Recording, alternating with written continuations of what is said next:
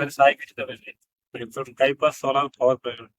We are authorized retail partners for Tata Solar Power.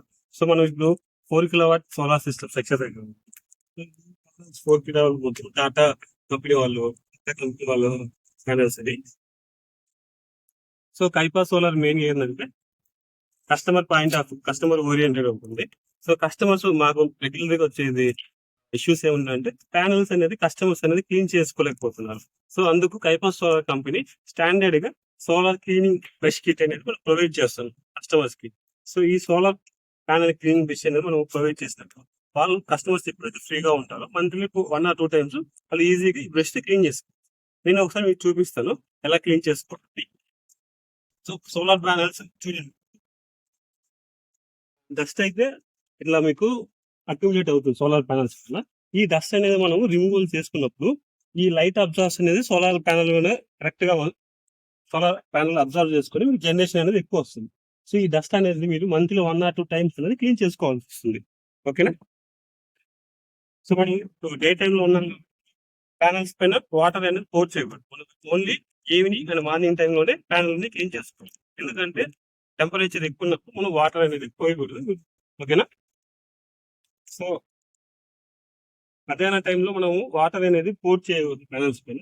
So panels అనేది heat పైన ఉన్నప్పుడు water పోసినప్పుడు అవి మనకు క్రాక్స్, మైక్రో క్రాక్స్ వస్తే ఛాన్స్ ఉంటుంది. సో మార్నింగ్ అండ్ ఈవినింగ్ టైంలోనే మనము క్లీన్ చేసుకోవాల్సి వస్తుంది. సో మనం ప్రొవైడ్ చేసే ప్లేస్ 2 types ఉంటుంది. ఒక side cloth side smooth cloth ఉంటుంది, ఇంకో సైడ్ వైపర్ టైప్ ఉంటుంది. సో ఫస్ట్ మనం వాటర్ అనేది పోర్ చేసుకొని ఈ క్లాత్ తో మనము ప్యానల్స్ ని ఇలా రబ్ చేసుకోవాలి. ఇలా క్లాత్ తో ఉన్నప్పుడు ఆ క్లాత్ వల్ల ఫిక్షన్ క్రియేట్ చేసేసి ప్యానల్ పైన డస్ట్ అనేది రిమూవ్ అయిపోతుంది. మీకు చూడొచ్చు ఇట్లా వాటర్ పోసినప్పుడు మీకు క్లీనింగ్ అనేది ఇంకా ప్రాపర్ గా వస్తుంది. ఇట్లా క్లాత్ రబ్ చేసుకోవాలి స్మూత్ గా. సో ఇలా క్లాత్ లో రబ్ చేసుకున్న తర్వాత వాటర్ పోసి ఇదే వైపడితే ఇలా కిందకి అనుకోవాలి మొత్తం.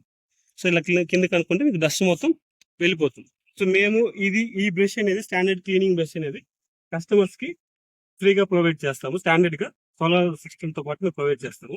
ఈ బ్రష్ అనేది 4 meters లెంత్ వరకు ఎక్స్టెన్షబుల్.